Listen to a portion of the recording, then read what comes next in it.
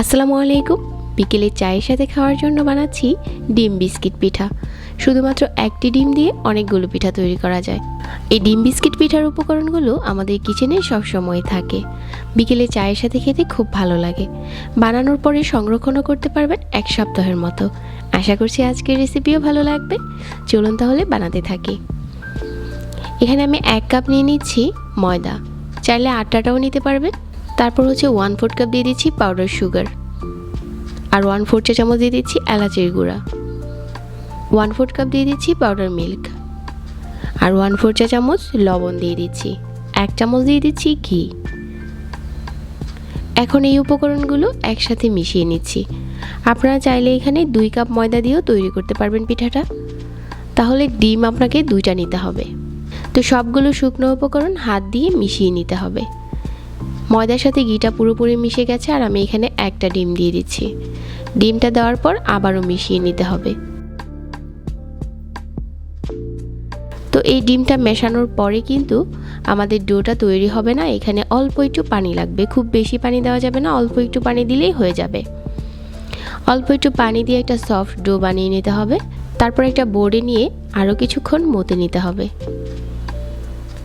মতে নেওয়ার পর একটা বড় সাইজের রুটি করতে হবে, আর এই রুটিটা কিন্তু পাতলা রুটি হবে না, অনেক মোটা আকারের একটা রুটি করতে হবে। তো একটু মোটা রুটি বানিয়ে নিয়েছি। তারপর হচ্ছে যার যার পছন্দ অনুযায়ী এই ডিম বিস্কিট পিঠাটা কেটে নিতে হবে।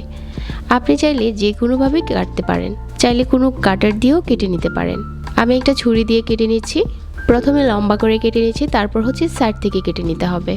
তো আমি হচ্ছে এভাবে করে কেটে নিচ্ছি। কেটে নেওয়া হয়ে গেছে। এখন হচ্ছে এগুলো ভেজে নেওয়ার পালা। চুলায় মিডিয়াম আঁচে তেল গরম করে নিয়েছি, আর সবগুলো স্লাইস দিয়ে দিচ্ছি। আর কিছুক্ষণ পরেই দেখা যাবে যে ফুটতে শুরু করেছে। এ পর্যায়ে চুলার আঁচ কমিয়ে এগুলো ভাজতে হবে। চুলার আঁচ বাড়িয়ে যদি ভাজা হয় তাহলে কিন্তু খুব দ্রুত উপরটা পড়ে যাবে, ভিতর থেকে কুক হবে না। এই পিঠাটা বানাতে গেলে অবশ্যই চুলার আঁচটাকে কমিয়ে বানাতে হবে। ভাজতে ভাজতে একটা সময় যখন কালার চেঞ্জ হয়ে যাবে, ওই পর্যায়ে হচ্ছে তেল ঝরিয়ে উঠিয়ে নিতে হবে। খুবই অল্প উপকরণে এই ডিম বিস্কিট পিঠাটা বানানো হয়ে যায়। এই পিঠাটা চাইলে এখন 1 সপ্তাহের মতো যে কোনো কৌটোতে ভরে সংরক্ষণ করতে পারেন। খেতে খুব ভালো লাগে। ঝটপট নিজের হাতেই বানিয়ে নিতে পারবেন। আশা করছি আজকের রেসিপিও ভালো লেগেছে। সবাইকে অনেক অনেক ধন্যবাদ জানাচ্ছি, আর আজকে এখানেই বিদায় নিচ্ছি। আল্লাহ হাফেজ।